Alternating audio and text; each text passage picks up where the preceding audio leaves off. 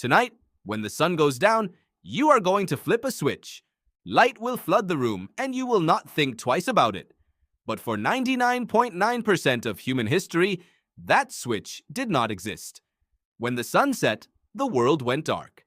And what your ancestors did in that darkness is something nobody told you in school. The real story of the ancient human night is far stranger than you think. You probably imagine ancient humans as exhausted creatures. They hunted, they gathered, they collapsed. Heavy, dreamless animal. That picture is almost completely wrong. Jerome Siegel at UCLA spent years studying hunter-gatherer societies still living without electric light today. The Hadza in Tanzania, the San in Namibia, the Tsimane in Bolivia. What he found overturned everything we assumed about natural human sleep. They do not sleep when the sun goes down. They sleep between 6 and 7.5 hours. And they go to sleep hours after sunset, after a long, socially active evening around the fire. Your ancestors were not collapsing at sundown. They were staying up late together, every single night. Anthropologist Polly Wiesner studied what Kalahari Bushmen talked about during the day versus at night. Daytime talk was practical, logistics, who goes where. At night, everything changed. Around 81% of nighttime conversations were stories. Stories about distant places. Stories about animals with human qualities. Stories that stretched imagination beyond the immediate moment. Wiesner called these stories cognitive technology. When someone tells you about a place 2 weeks away, your brain simulates it. Models a world it has never seen. Anthropologists now believe this firelight storytelling was a primary driver of human cognitive expansion. The human mind learned to think beyond the present moment in the dark around a fire.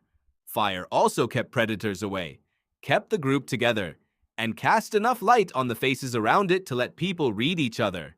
Psychologist Robin Dunbar argued that the unique depth of human social bonding was shaped by thousands of generations of firelit evenings spent studying each other's expressions. You learn to read people in the dark. The oldest musical instruments ever found are bone flutes from caves in Germany, over 40,000 years old, discovered near hearths. The oldest music was night music. Archaeologist Rupert Till found that the locations inside caves where prehistoric humans painted their most elaborate images also had the strongest acoustic resonance. They were not just painting, they were creating immersive experiences by firelight, where flickering flames made animals on curved walls appear to move and breathe. They were making movies 40,000 years ago, and then the light came on. Edison's bulb in 1879 collapsed the entire structure of human evening life. The stories? The slow drift into sleep as the fire dimmed. The dreams. Sleep researcher Charles Czeisler at Harvard has shown what replaced it. Your phone screen and LED lights emit blue spectrum light, the specific wavelength that signals midday to your brain. Every evening, you are chemically convinced the sun is still overhead. Czeisler links this to disrupted sleep, increased anxiety, weakened immunity, and metabolic damage. You are not just sleeping less than your ancestors, you are sleeping wrong. The thing you reach for to wind down is the precise thing making rest unavailable to you. Your ancestors built their evenings around warmth and stories and each other, around fire that actually helped them sleep.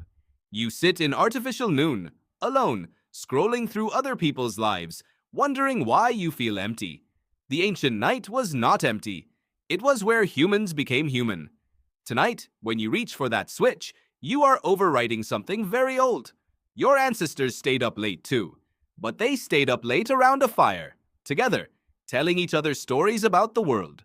The switch is still yours, but now you know what you are turning off.